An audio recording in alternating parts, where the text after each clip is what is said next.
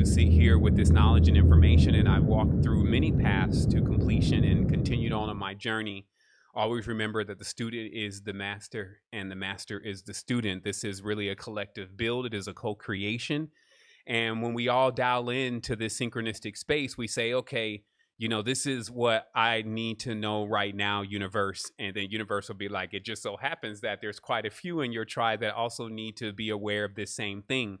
And knowledge also is very interesting, because if you don't have like a mega mind and you just can store all the data, you have a photographic memory, you even forget that you know certain things. In fact, the entire testament of existence is actually forgetting and re-experiencing. It's pretty wild, but I always go back on some of my old recordings and I'm listening to what's being said there, and I'm like, oh yeah, you know all of that. Oh yeah, you did go through every single god in the pantheon like 8 or 9 years ago. So I'm saying that also because if you're just jumping in here tonight, you might want to, and you're even new to esoteric knowledge, you might want to just treat this like science fiction. You might want to just say, okay, I pulled up on a live Netflix and the dude was reading out the script and this is what he was talking about.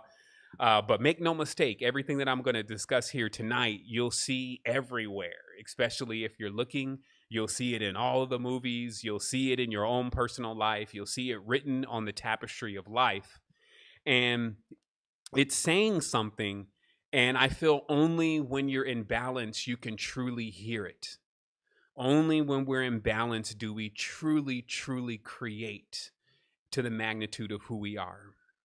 And so the first thing is, because I do have some disclaimers, so I have to jump right into that just to make sure that I do all of this being mindful.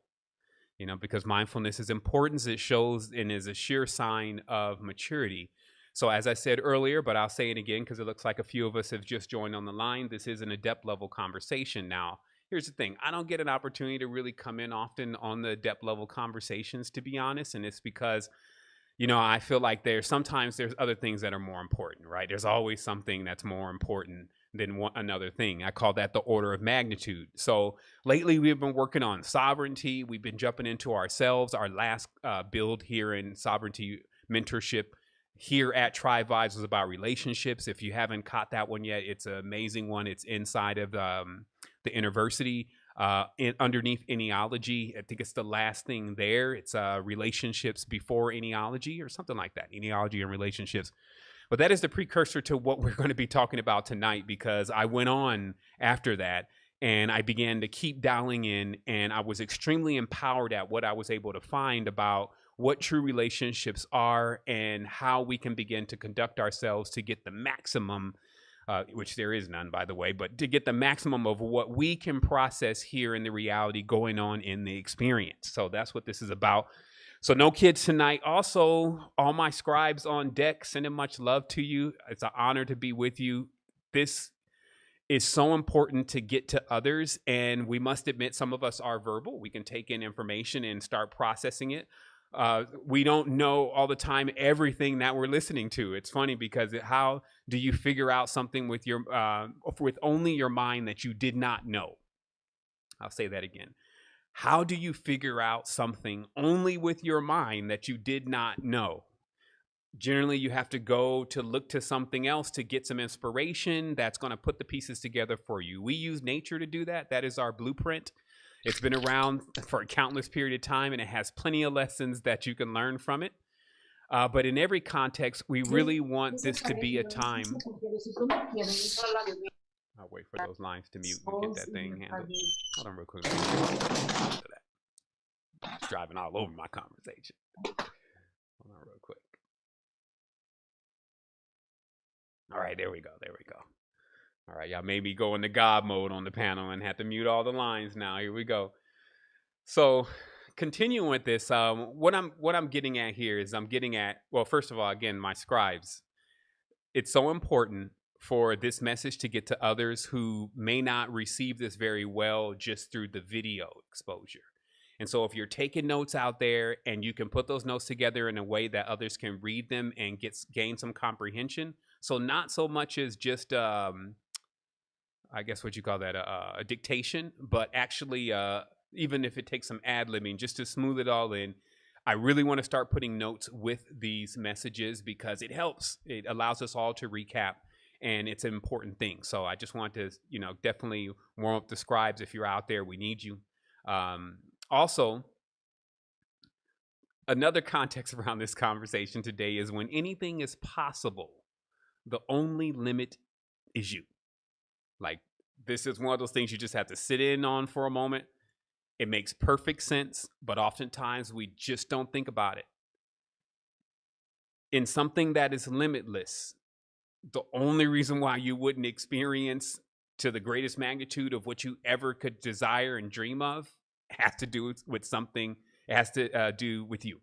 Okay. And that's great, though, because that means it doesn't have to do with somebody else. You're not actually waiting on someone else to free you from something or to stop doing something so you can go ahead and enjoy as much as you can of the limitless. But it does take understanding a certain formula. It also takes some maturity, and it also takes you being ready and willing to accept yourself and who you truly are and to bring yourself into balance. And so that's what we're going to be talking about tonight. So I also want to, again, this message is loaded with disclaimers. That's how it may flop. Sometimes when I big up something and I'm like, but anyway, I'll keep going with it. So another disclaimer around this conversation is when I say male and female here, I'm talking about the energetics. And anybody that is familiar with my conversations and dissertations in the past know that I've mentioned this time and time again, that the human male and the human female are not the only male and females on the plane. But oftentimes, every time I say her or she, right away our mind goes right away to a woman, a human woman. And it's just a product of our egoism, which actually allows us to survive in many cases. It's us thinking immediately, yes, the human women, when we sometimes don't think maybe it's the dolphins, maybe it's the whale female, or more importantly, maybe it's the feminine force behind the eyes of everything that gets polarized in this existence to be a female. And so when we talk about divine feminine and masculine, we also mean everything that has gotten even polarized in here in being a male. But truly, you are everything. You have this balance point. Some call that the androgen. And you're actually capable of procreating on your own, which is kind of like life goals in all of this, to gain the ability once more to restore your power to where you can create. Many of us are starting to realize how we can do that. Some of us are just coming into that awareness, but that too is also limitless. So if you're creating new parking spaces, then that's pretty much how far you can go with it. If you're actually creating worlds upon worlds in which beings witnessing them swoon, well, that is, again, your level of awareness and the magnitude in which you can bring it to. So as we dive in today, we're talking about, again, the individual goals of man and woman. And I'm saying that statement specifically into the strictest context of the human male and the human female. Me and you here on this planet right now, what is the goal? And the reason why it's great to have goals is because, one, you get a chance to achieve them through focus, but also when you start getting a bit distracted, you can always go back to the goal and ask yourself, well, what is the goal? And then get yourself back on track. And balance has a lot to do with that, because sometimes you can go off to the left or off to the right on the journey. It's all a part of it. But you really need to know at times, hey, where is that center again? What am I actually here to do?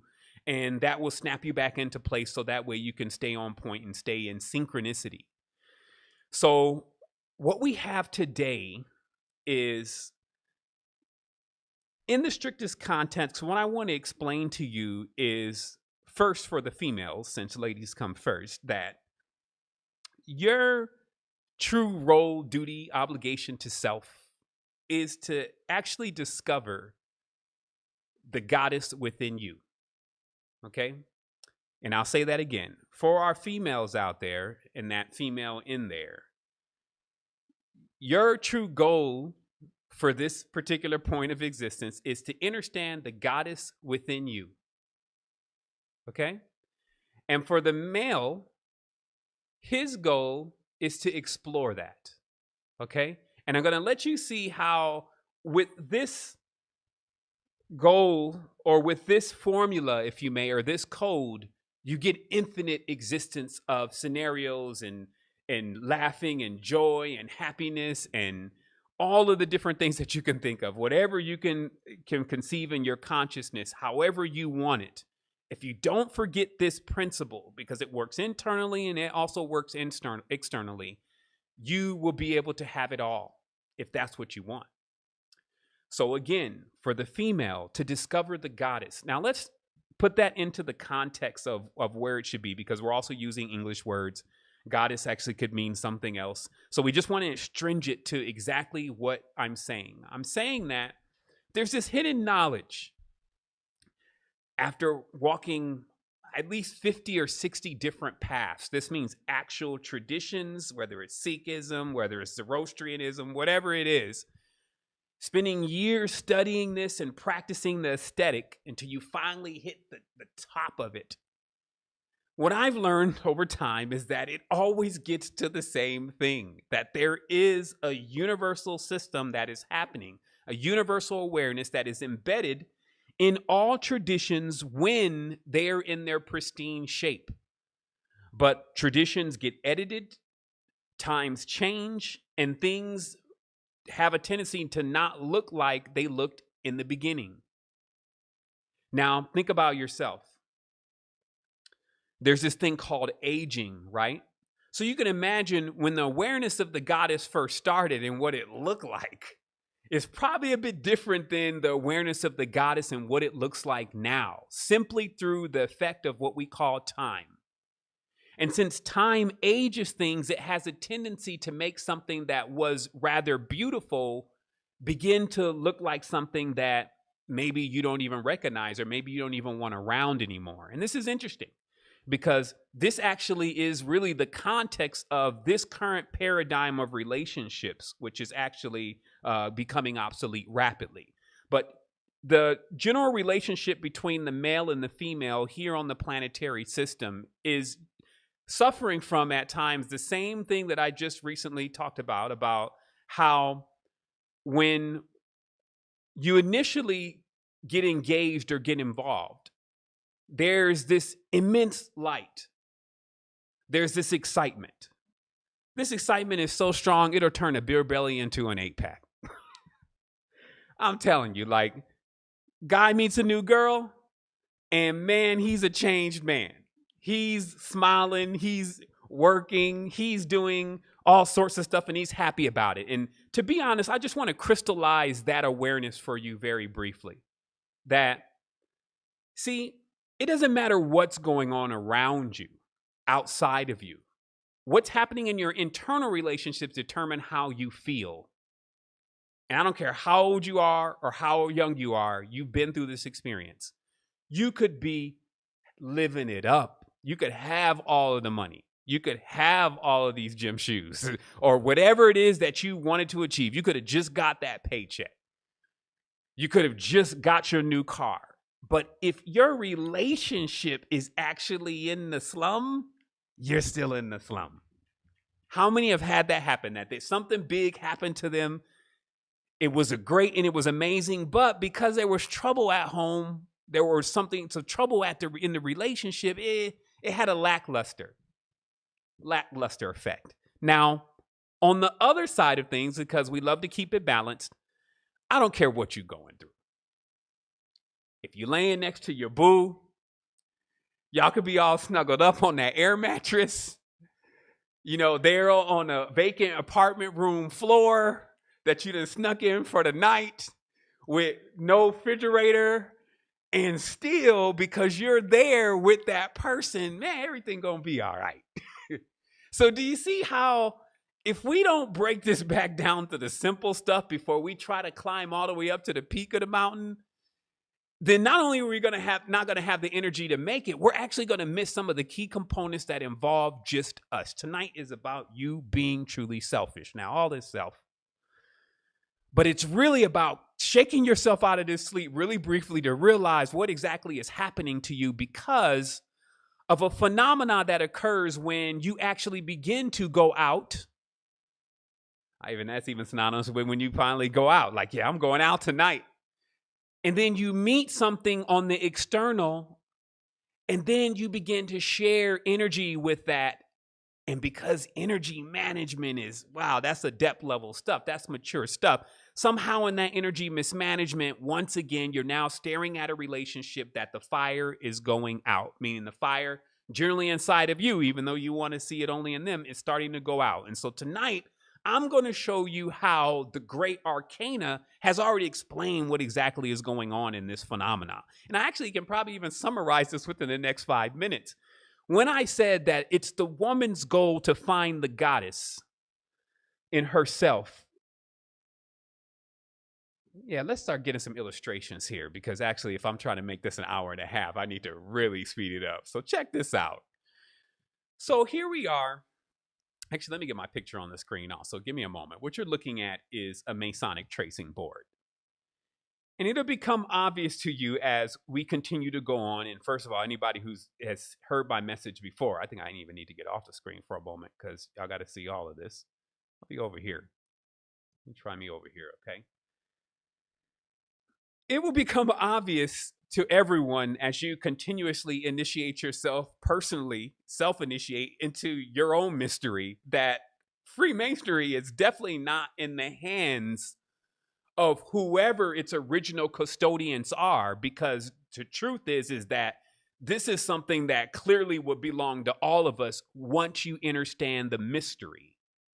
However, it is facts that it makes perfect sense that if no one's ever really supposed to learn who they are because there's a jealousy, there's a division in the system, and there's a awareness of something that wants to keep you back from realizing who you truly are, the custodians of it are just going to protect those secrets. So what I'm saying very clearly is, as long as this whole thing keeps going on with the Illuminati and the Ordinati and Intrepidi and Diaboli and all the rest of the societies who are saying these certain symbols belong to them, and this kind of imagery and these symbols and all this, then the world will be lost, because these are the custodians of the custodians of a knowledge that unlocks human beings. So it makes perfect sense that they would keep that knowledge under lock and key. Also, it makes sense that when a person is looking into any of this knowledge, they will be turned back and confused from years and years and years of psychological, sexual, mental, spiritual manipulation to the highest magnitude. Okay? So let me go ahead and correct my image here real quick and get a little bit smaller. Now, the interesting thing here is that what you're seeing on the right is the original Masonic tracing board. And the interesting part about this is because these mysteries are continuously being hidden, if you look at a new Masonic tracing board, it will actually move around many of these symbols just to make sure, again, the knowledge remains obscure. Because there's a simple level of awareness that's being introduced here. And I'm just going to break it down real quick, and it's going to be the foreground to what I'm going to continuously explain today. So let me blow this up just a little bit more.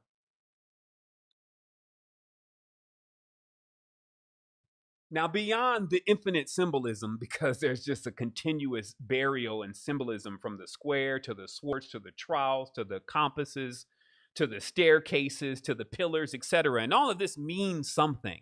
In fact, it means multiple things. It generally doesn't mean just one thing. But let's just zoom into our story here today about getting deeper into self and realizing what's actually going on. Now, if this wasn't some kind of map, first of all, it would not bear. So let me get this up on my screen real quick, which is my fit to screen. Give me one quick second. I just want my fit to screen here. What's up? Okay, anyway.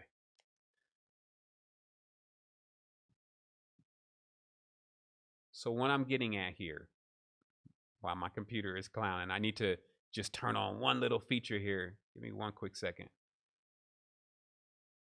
And it's just called fit to screen. Where are you at?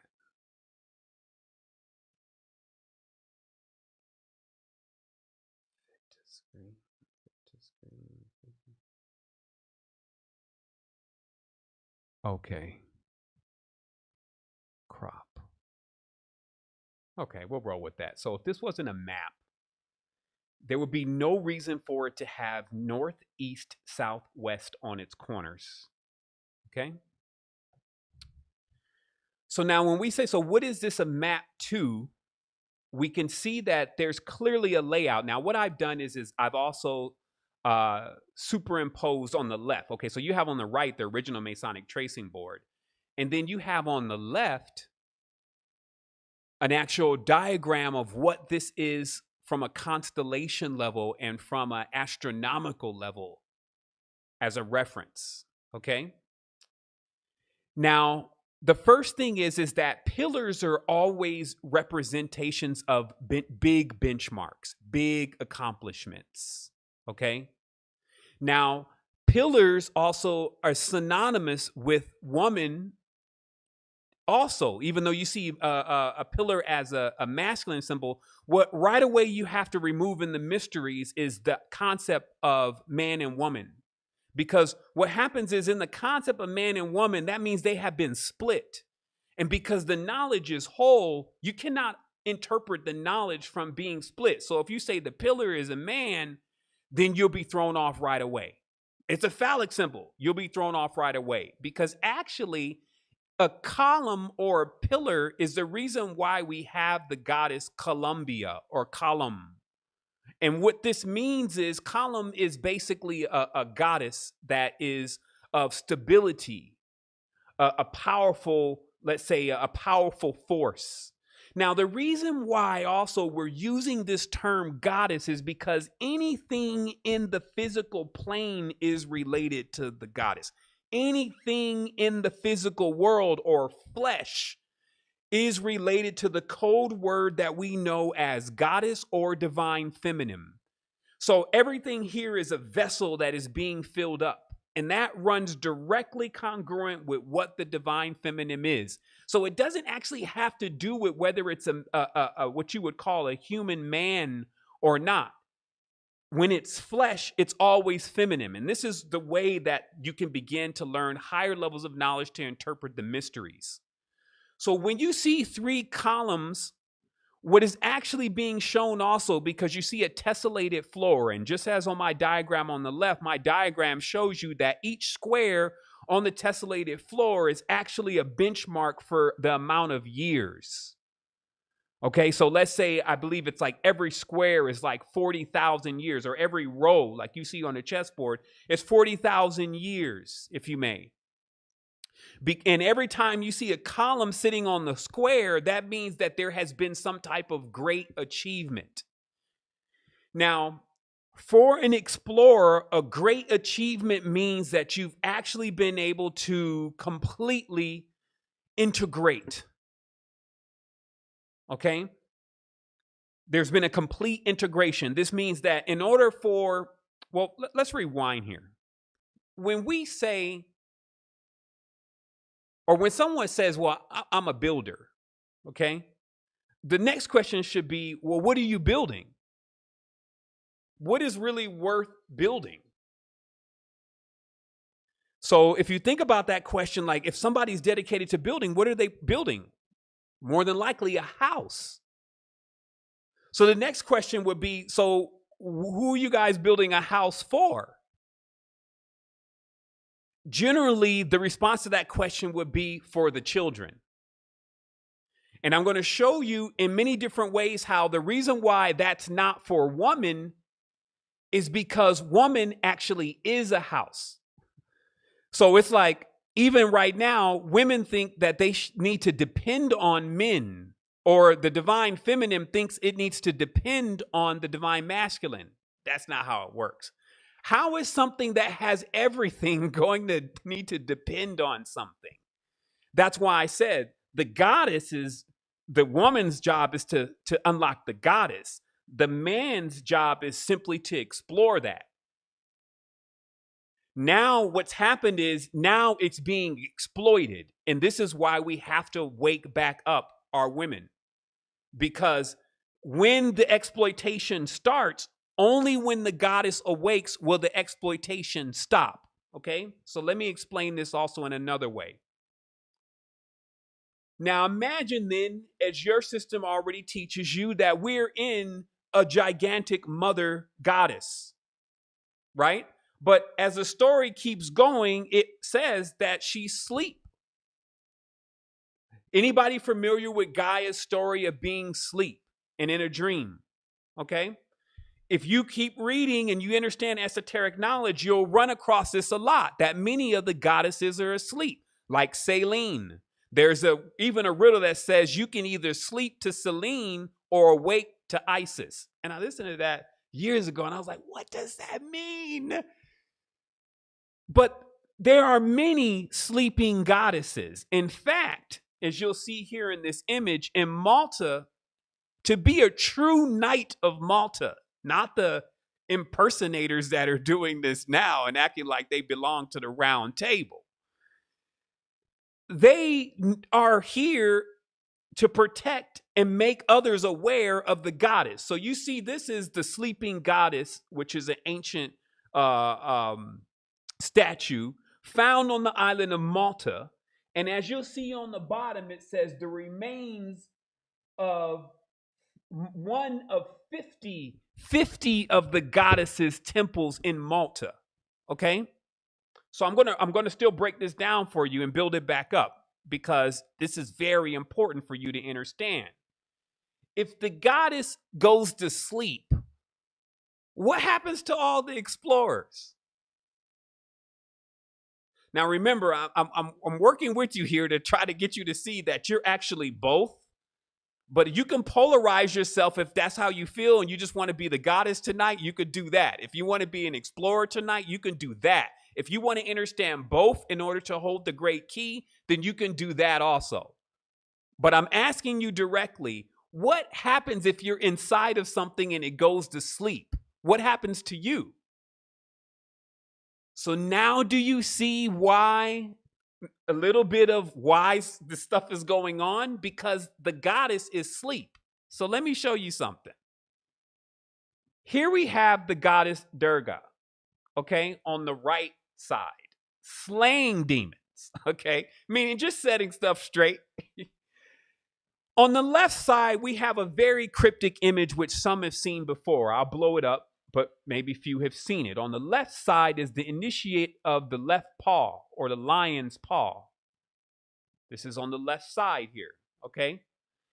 And what this is about deep arcana from Kemet of masters waking up initiates, okay? But what is often not mentioned or pointed out, as you see in this image, is that the one, excuse me, give me 1 second here. Let me boom, boom, boom, boom. The one that is actually coming out of the tomb is not a male. It is a female. Okay? Now, there are other renditions of this. This is how knowledge is changing rapidly. I personally believe that most of real occult knowledge is hastily being buried by false knowledge. That there is a deluge of knowledge. There's so much information on the internet, and there's so many people. That's why I said there's so many people that are like, this is what it is. This is what I believe. This is who I'm talking to. This is what my dream is saying. And they're playing with something, and they got like a half truth, because to truly know the mysteries, you cannot even be sworn in it. You have to be born in it. You have to awake. You have to become enlightened, right? So what you're seeing here is a duty and a charge of a master. So the master here is in the face of a lion, right? And is holding the caduceus staff, is holding the shepherd of the crook, is holding the tetragrammaton on his waist, which is the pyramid, is actually encrusted in the breastplate. And what is he actually doing? He's raising the goddess from her sleep. Why? Because if you notice, in her hand is the key of life. So in all of the mysteries since time memorial, before all of this late foolishness that we're seeing, any master or mason's job was to awake women, to make sure that they're aware of who they are. Because if they go to sleep, we all go to sleep. If they stop becoming aware of who they are, we're lost. And that's what Tantra really is. Deep levels of Tantra. There's a movie out. It's called Tantra. It's actually in Hindu. And again, I talk about this. I never watched the movie. I only watched a couple of scenes. I kept clicking through it because it's subtitled. I had a bunch to do. But in the scenes that I saw, every scene spoke to me. In one scene, this master male is about to go into this session of Tantra with this female that he's going to teach how to be a tantric goddess, because she knows some stuff, but she still needs to learn some things. And as they start getting into the sensual process and then the copulation process or the connection process, she starts getting into it even more. And as he's starting to watch her, he kind of shakes her and wakes her out of she's about to orgasm. He wakes her up and says, wait, stop. You need to know what you're doing, because I'm connected to you. And if we're traveling out there and you lose control, we're both lost. And this is what was said in the movie, because it's the truth about the matter to all of existence and what we're dealing with. If the woman actually forgets who she is, we're all lost.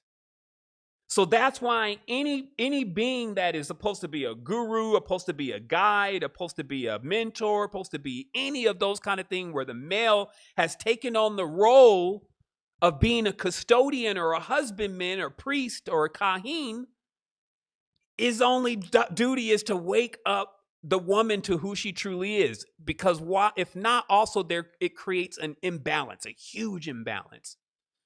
Because if the being that is responsible for giving us all the abundance and giving us all of the what is going on in the physical starts feeling disempowered about who she is, and then starts looking to the being that just is supposed to be exploring the thing, just is supposed to make it all have purpose, to be a reflection, etc.,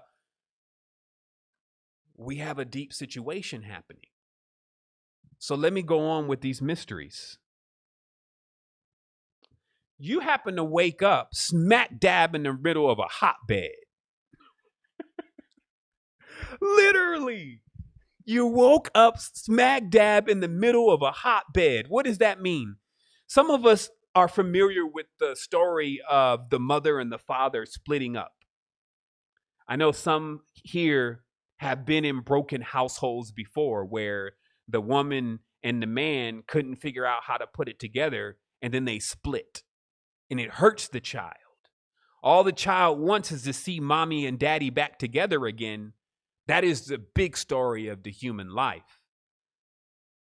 When quote unquote Yahweh separated from Asherah, which is how that reads out in the modern quote text, things are never the same again. Let's read it. Here's a text from Jeremiah 44:17 and 18. It says, when we will burn incense to the Queen of Heaven and will pour out drink offerings to her, just as we and our fathers did, our kings and our officials did in the towns of Judah and in the streets of Jerusalem. Actually, let me give it to you right here. Once again, we will burn incense to the Queen of Heaven and will pour out drink offerings to her, just as we and our fathers, our kings and our officials did in the towns of Judah and in the streets of Jerusalem. At that time, we had plenty of food and were well off and suffered no harm. But since we stopped burning incense to the Queen of Heaven and pouring out drink offerings to her, we have had nothing and have been perishing by sword and famine. Okay, now that was one of the original texts that they still kept in, why they kept altering the text more and more. Who is the Queen of Heaven? Now, you may go try to look for one being, but I'm telling you, there's at least 7. Because what the Masonic tracing board is actually revealing is, as you go through the path, you get initiated. Now, it kind of shows you where Masonry is on the path. It's actually lower than Christianity, meaning Freemasonry, as we see here, is stating that it's lower than Christianity. So that means that obviously these symbols don't mean what people think they mean. That square and the compass doesn't mean what people think it means. Neither does that cross. Neither does that key. Neither does that anchor. Neither does that resh. And neither does that hourglass. Okay? So very briefly or very concisely, as you're going through the initiation, for some of us, we've went through this Christian initiation, that Mashiach initiation. Then we've gained this key to awareness that actually brings you into the anchor, which is a symbol of the goddess, and then actually brings you into what they call the blazing star, which is a 7-pointed star, which is a symbol of what?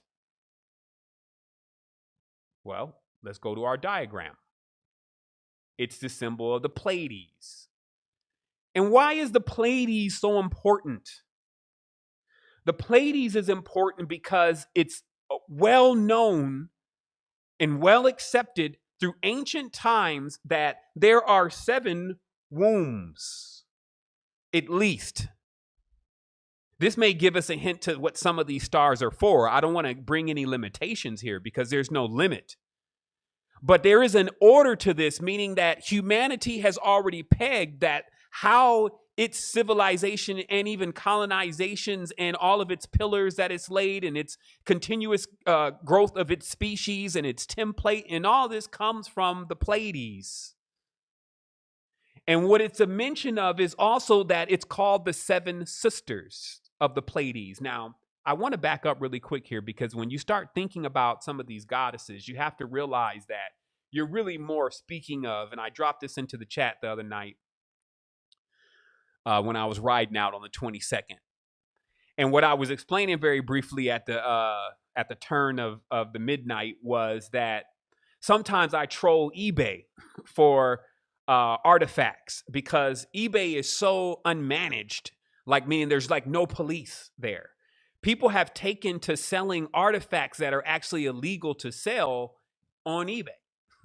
And they still have their price tag. So I just go in there and I search whatever I want to know.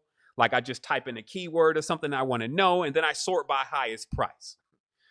And then right away, I get your $80,000 vase, which is, of course, here on the right. And on this vase is actually a depiction of a goddess that actually seems to have a lion face, like a lioness goddess. And her navel is actually a third eye. Also over here on the right, there was another $30,000 statue being pulled out of Burma of clearly an aquatic goddess. Also, in order to show you how replete this is, meaning how many different instances of these aquatic goddesses you have, here's a few more. No, that's not Starbucks, but it's where they got it from. In fact, you're going to see a lot of this Starbucks symbolism here in a moment, because it does actually mean something. And it is about something that has been forgotten and been lost and been hidden. Now it's just about coffee. So these symbols, what they actually mean is, and this is why it takes maturity. It takes a lot of maturity because the sexual act or the sexual act is one of the most powerful things. It's like the DMT of hyperspace. So when you're talking about, in so many words, even dealing with these stars, which is at the top, meaning that once you reach the top of the ladder, now you have these 7 wombs of creation, which are limitless in how many different levels of exploration is actually happening, meaning that with the ancient mothers and their progeny, which are the trees, stuff you haven't even seen yet. Like I got 2 bugs laying on my desk right now that I never seen, and they just popped up and I don't know where they came from. There's stuff that you haven't even seen yet.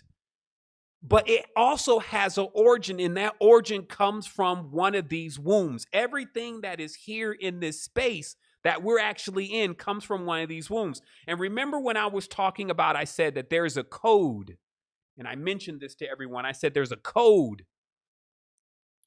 And what this code does, this code is to unlock the box. Okay, now this is esoteric. This is esoteric knowledge. Okay. This is what the box looks like. It's even also a sexual term. That's why we put the kids away tonight. Sometimes woman's womb and her vagina is referred to as the box, okay? And that is for a reason, because the box is known as the place, it's a symbol of matter. Once again, it's a confirmation that everything that is feminine or everything that is in the flesh is feminine, okay? So this is why a hexagram, of course, it unfolds into being a box. And this is why we also uncovered that the tetragrammaton and also the torus, the hypercube, all of these symbols, even the cross, all have to do with the box. The six or the sex. The conjoining of two forces that are creative. Now, this is also why there's a lot of mysteries around this stuff, because what did I say before about this? What was actually the limit here? The person. So you would have tales, riddles of sadness, darkness, greatness, golden stuff. Anything you can think of would come from this, because it all is a reference directly to the womb. Okay? So I just want to clarify very briefly here that this is where this symbol comes from. And the G, which I think is their Greek term for Ganymede, is a reference to the goddess, not a god. And this is where things get a little strange. Because if every single reference that is made to be for a male actually ends up turning out to a female, then that means that everything is going to be confused. And that's exactly the world that we're living in. And they plan on this continuing. That the awareness of what these symbols truly mean and what it means to have a square and a compass, what it means to actually unite the both forces, what the Queen of Heaven actually is, how she was the mother of even the gods, and why she was then hidden and then put to sleep, and what that symbolism even means, to hide something and to put it asleep. What happens when someone decides that they want to veil these secrets? That they want to veil the woman, that they don't want to let her know who she is anymore. They want her to depend on the male who's no more equipped to actually do anything than she would be at that time. After all, he's just exploring her. And for the males that are out there that may be thinking, well, shoot, I'm not trying to give all my power away. We're talking about something going on inside of you, first of all. And second of all, as an explorer, because I'm always trying to find something new to happen. New is a specific kind of energy. I'm always, the consciousness itself, DNA itself, is always looking for something new to experience, some new information to gather on with this other information that it has. So as an explorer, if there are 7 wombs that you're even talking about other life forms and all that stuff, how far have you really even gone on the exploration, man? You just got started on the journey. So how joyous should you be when you have all of these other beings and all these other things to explore, especially when there's no death, especially when you realize that it's all love, that it's actually all in the essence and the power and the force that actually equals the fecundating component. It's that kind of energy, orgasmic energy, moving through this creation, unless you've been put on timeout, unless you're asleep, unless you're confused. And this is why, that's why I said, the system we just came off of has served us very well up until this point. I'm not saying anything is necessarily wrong or right about it. I'm saying that it's obsolete, though. We have to upgrade the way we see relationships, because we're putting too much time. Woman is putting too much time and attention into the external, and she's not learning about herself. Let me show you something. Women mysteries are strewn across the earth, meaning that it's not just understanding these idols and these symbols and what they mean. There's a real action to this stuff. And I can just give you a brief synopsis of what some of this stuff would entail through me studying different traditions and them keeping a little piece of what woman can actually do. Now, first of all, I mean, just an ode to, if you can create something. They say if you can bring this baby out into this world, like, I don't think we're even fathoming what kind of the picture, the possibilities of what can be done with something like that. At this point, it's being downplayed. We got a bunch of children running around. Nobody wants to take care of them. They're not activated. They're also asleep. So nobody's seeing the true potential in things. So we're not aware of just how powerful it is to have a being that can actually bring other beings into the world. That's one thing. The second thing is, based on the Sevan books, that woman has an ability to actually pull a star into her womb. It's meaning that there's a certain way that she can even configure herself and feel, and a star floating by that's just like on its own thing can be like, yo, what's good? I'm going down in there. So she has this power of attraction that's immense. Also, she has an ability to work with nature as a quantifier through her magnetic pull. So, as I said, the attraction is a pull. So this term Magdalena actually is decoded as being the same mag as you see in magnets. The same power of the Magi is the power to actually work the magnetic fields, right? And so what if, again, I told you that all of the priests were really priestesses, that actually back in the day, women were the custodians of these spiritual systems. And what was man doing? Just exploring it. I'm just laid out on the temple floor smelling incense while they're doing the dances, bringing up the energy. That's good enough. I'm going to show you here in a moment how even sex itself is actually, especially for beings that are not trained and not mature, really the nemesis to a relationship. In fact, let's just pause for that. Now, you've noticed and I've noticed that, hey, sometimes when the conjugal starts happening, and generally that's kind of at the forefront these days, once that happens, then there's kind of, once again, a lackluster effect. Has anybody experienced that? Maybe that's just me. You know, like after that first copulation point, things kind of descend from there, right? And it's because, first of all, there was no time really spent in learning the person. We talked about that before. But most importantly, the two beings that are engaged have totally lost the awareness of what it is that two people are getting together for in the first place. Now, as I said before, with woman realizing her power, let me just show you in a perfect world, or at least a world that is awake. Woman knows who she is, right? So she's got this thing going on. She's quantifying with nature. She's definitely not having any limits. So there's no reason, like some of these horror stories they got around, they kill children and abortions and all that kind of, and the goddess does this sacrifice and this God, and I'm like, but that doesn't even make any sense. How's a being that has an infinite level of creation just confined to destroying things? These have to be myths. So let's just say in the true sense and context of us having common sense, if a being has the power of quantifying in nature, attracting stars, can bring all this abundance into the space, what does she really need anything? Now, here's an interesting thing. Have you ever walked into a relationship where the person didn't need anything? These actually become the best relationships. But generally, the two people in a relationship, they need something, even if it's down to their carnal pleasures. Like, I need some booty. And this is not, I'll tell you anything. You see what I mean? If that's happening again, then it's going to be always the same result, because the woman, in this case, who would be guiding this, she doesn't know who she is. Now, here's the interesting thing, because we're talking about divine feminine and we're talking about divine masculine now. When the divine masculine beholds a divine feminine that knows who she truly is, oh man, you don't even got to get this guy any. You don't even have to give him. This guy wants to know everything about what you know. Now, this is also, this is life goals for woman. This is what we talk about. Life goals for woman, life goals for male. Life goals for woman is to be so illustrious, to be so embroidered with your awareness of who you truly are and your power as the goddess, that even just getting a conversation with you is really wild. And all the man, let me talk to you.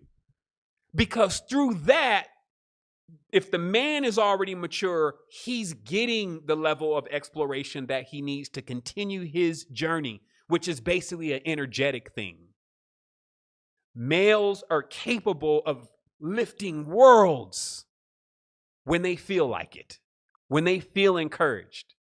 Hercules, when they're getting encouraged to do something and they feel attracted to it, they'll do it. They'll go kill themselves. Think about it. You got examples of this in history. You got 100,000 warriors for Ishtar, running into sure destruction against 1,000,000 soldiers of Shamash and Xerxes.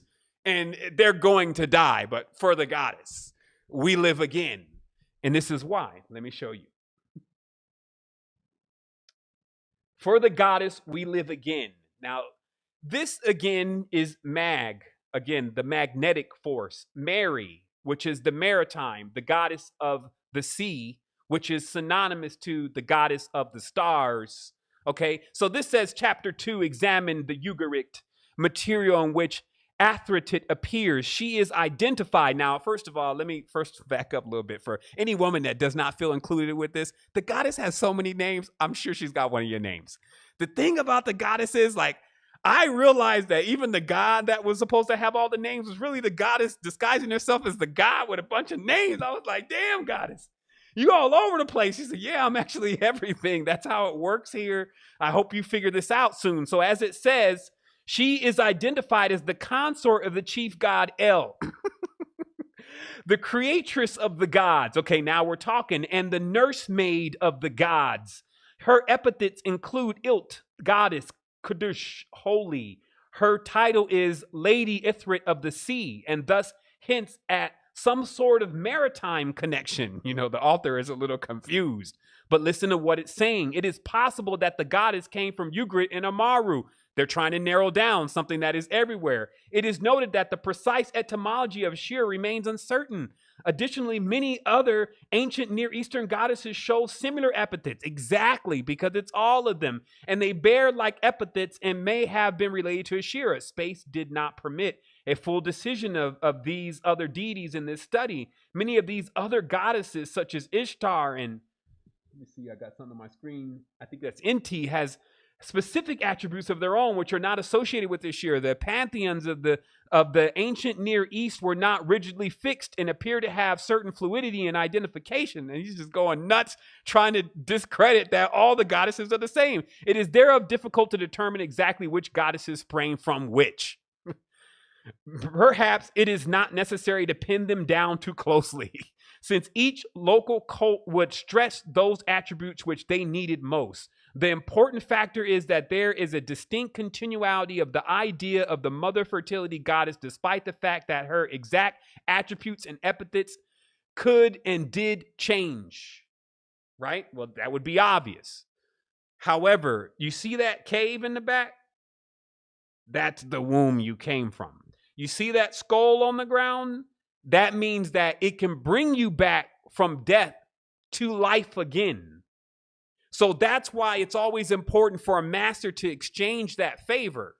If you actually see any of the goddesses running around not aware of themselves, do point them back within.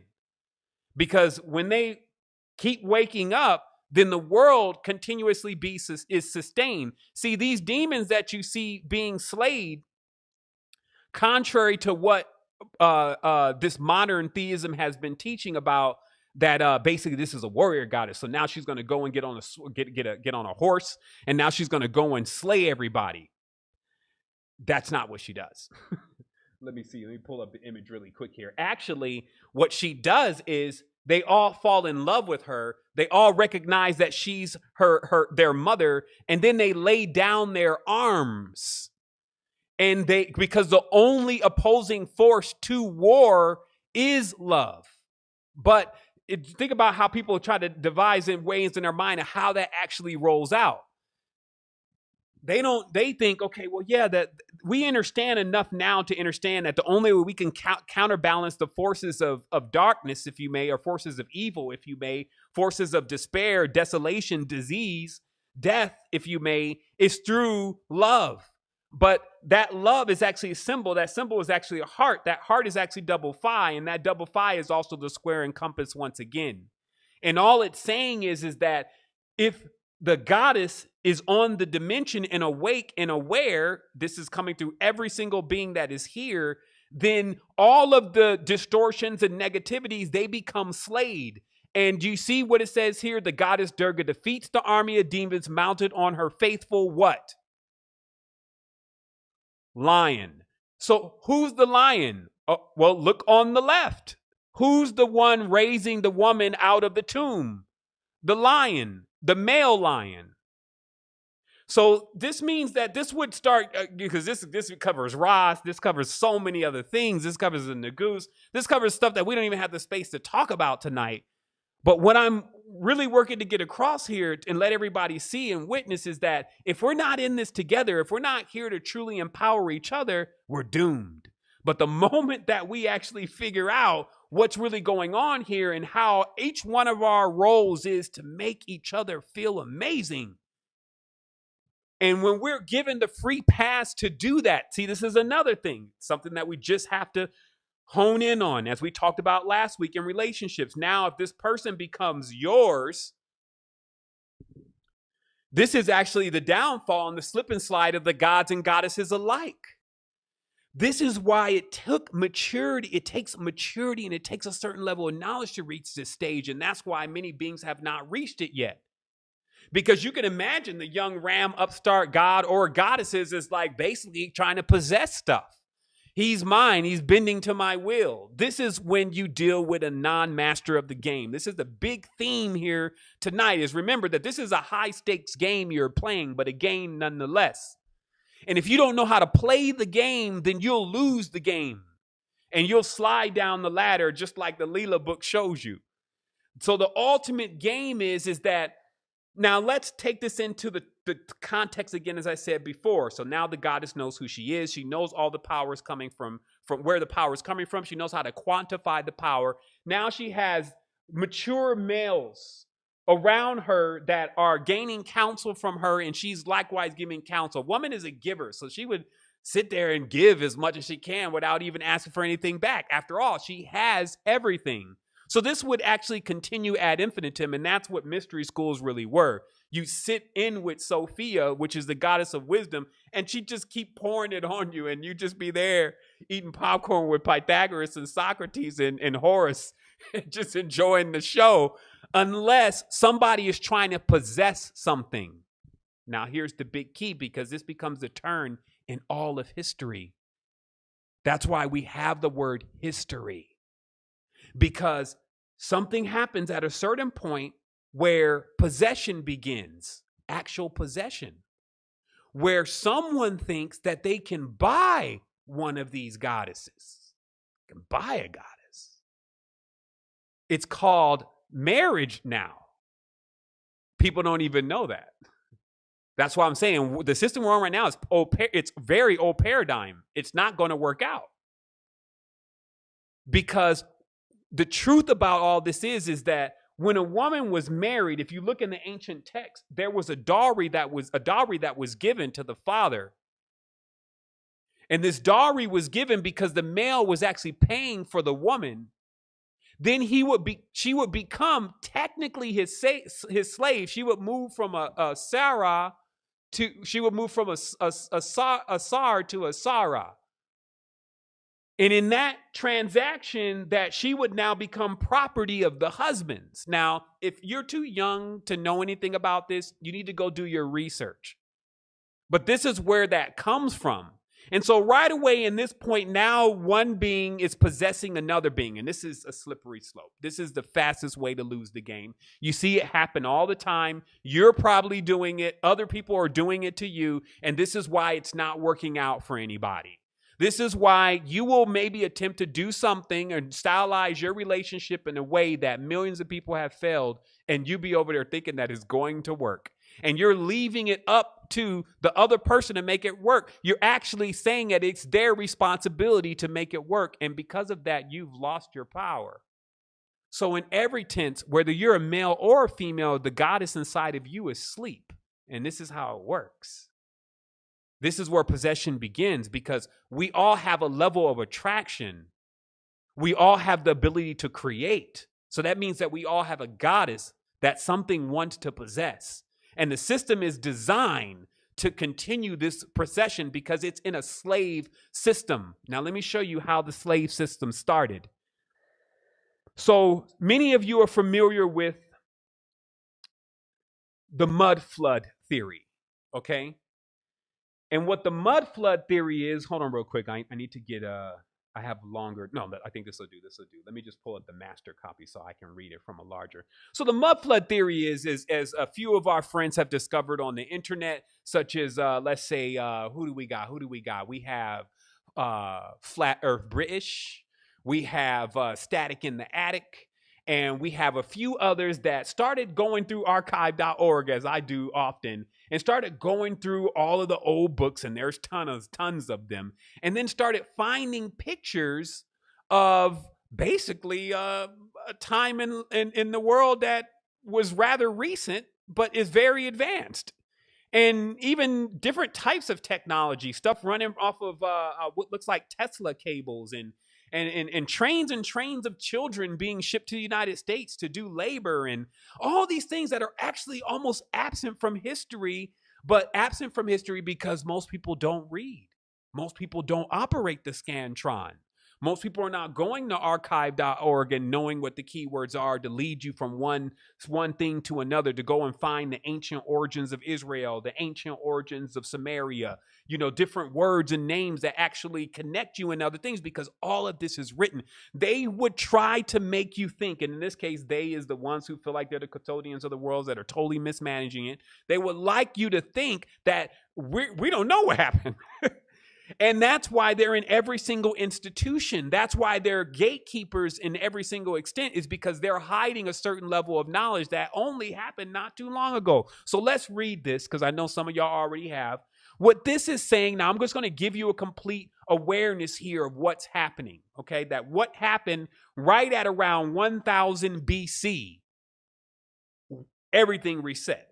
Here's a direct testament. We, sons of Canaan from Zidon. Now remember, in Canaan, there are so many sons of Canaan because Canaan had several different wives. So when they say the sons of Canaan, they still have not said anything. So meaning that you still have not identified exactly who we're talking about. So it says, we, the sons of Canaan from Zidon, made commercial enterprise from the royal city, dispatched to the land of the rivers and riverward, prosper as a support to the land of the lofty ridges like Lebanon and Carmel, the chosen seat of the superintending gods and the superintending goddesses, in the 19th year of Hiram, our mighty king. Okay, first of all, this is a living account that Hiram was really a king. Now, in Masonic or Freemasonic, in the story, you learn that King Hiram Abiff was murdered by who is now the Masons. And he was murdered because he had a key, he had a secret, and he had a mystery that he never told them. This is the story, but it's a riddle.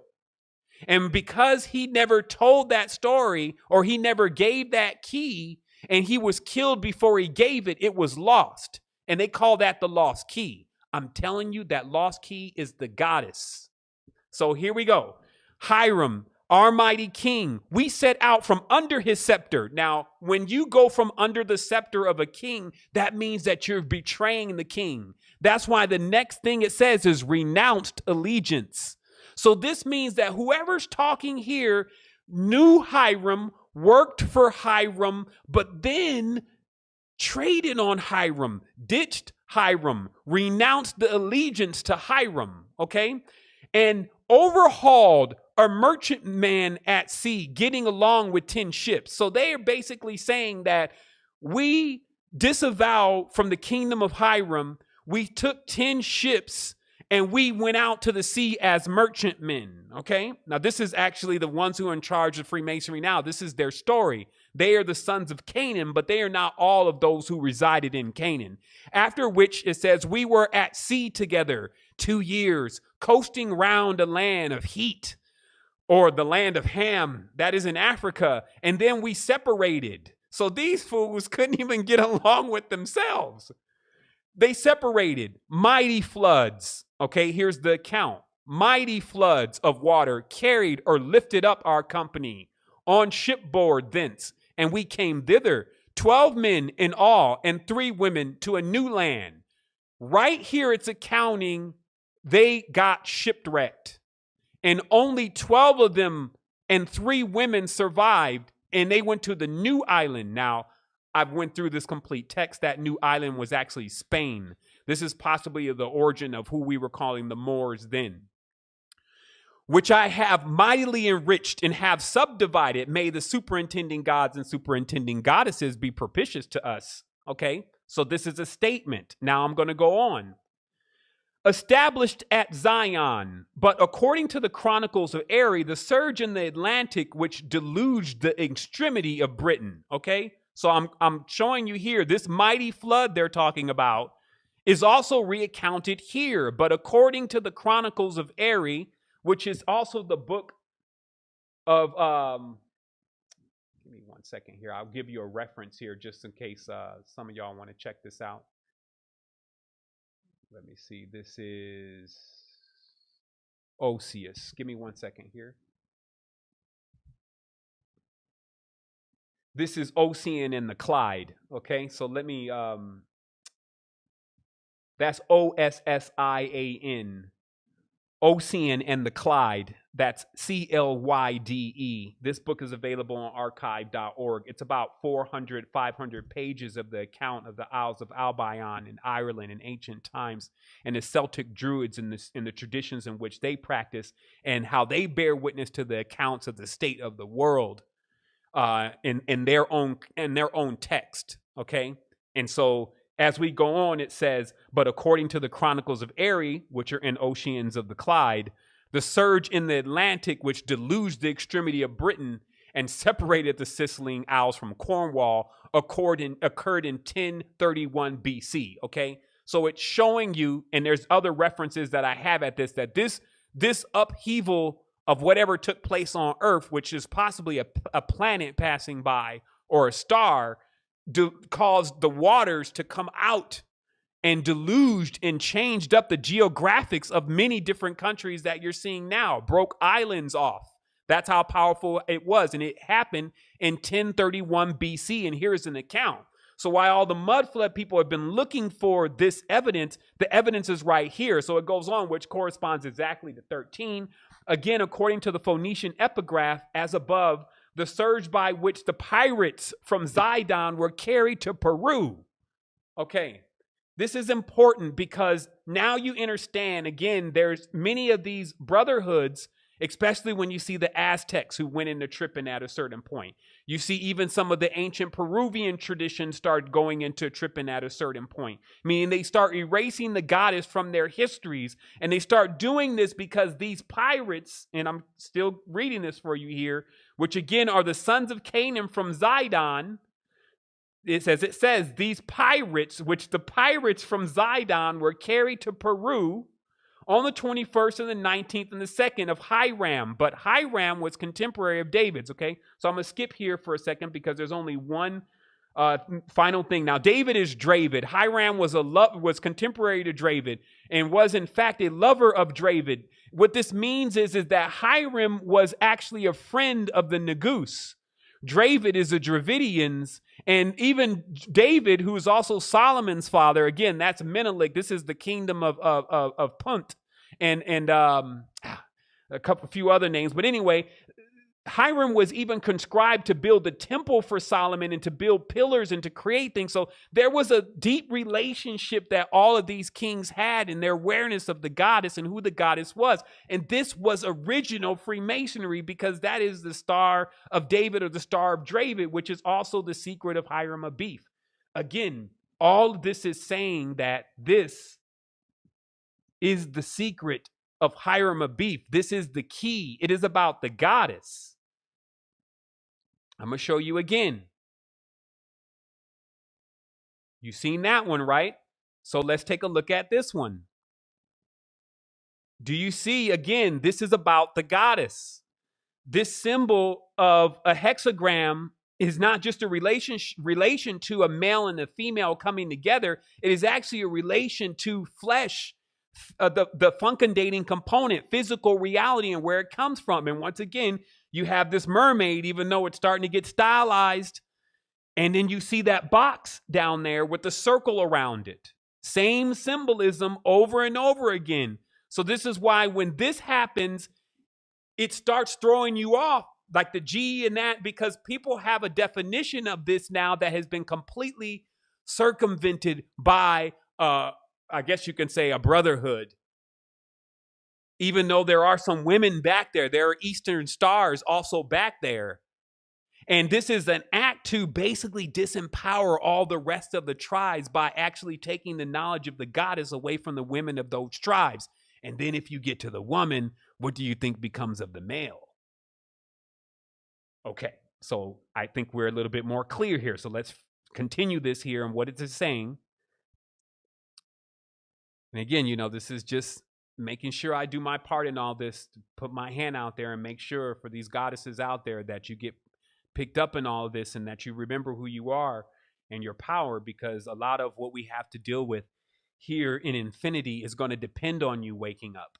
And since we're all sharing this same space and this same spectrum, I really feel like that, hey, see you forever. So if you're empowered, then that may be, if I'm actually off kilter at some point or getting pelted on the wings of Aldebaran by a group of pirates, you may pull in and give in some heavy artillery to what needs to happen over there. So let me finish this here. So what it's saying is, in the respects to the circumstances, let me give you one more account before I close this. It says, the dates thus harmonize among themselves in an astonishing manner.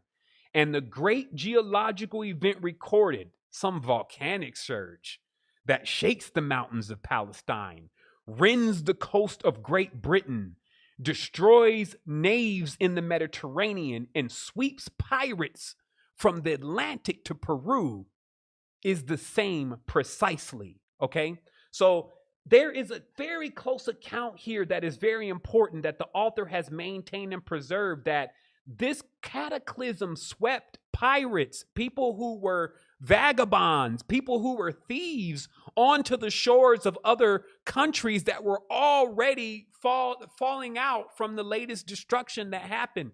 This is also the exact mud flood account. And that's that you weren't getting into what we call now the United States.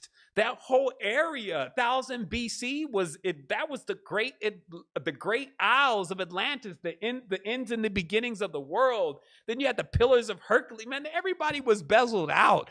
Everybody was aware of the consciousness flowing and lots of stuff happening. And then the shift. Hey, shift happens. The only thing that you got to be prepared for is that there's going to be some changes. And in that process, many cultures are sitting there trying to get their stuff back together. But the seafaring pirates, they were regrouping fast and became the ones who actually took advantage of the situations because they could reach places that no one even had known about. So they came into lands that had been completely desolated, and only thing that was remaining was all their shrines and all their knowledge and their wisdom and secrets that had been written on stones and rocks and symbolism. And they took that, just as a thief will steal a signet ring of a king and masquerade around as if he's the king. They took those things and then said that those things belonged to them, and they became the custodians of those things. Now, it also mentions, and I didn't enclose it here, but these pirates were also quote unquote pimps. They kept women as slaves also on board their ships, and often went into territory and used these women. If we talked about Saguni the Jew and the whole aspects of understanding a person's weaknesses, the arts of Machiavelli, all of these different things they were utilizing and learning because they were pirates. And here goes more proof of that. I have a book in here from the Ancient Aleppo Lodge. The book is as big as a Harry Potter book.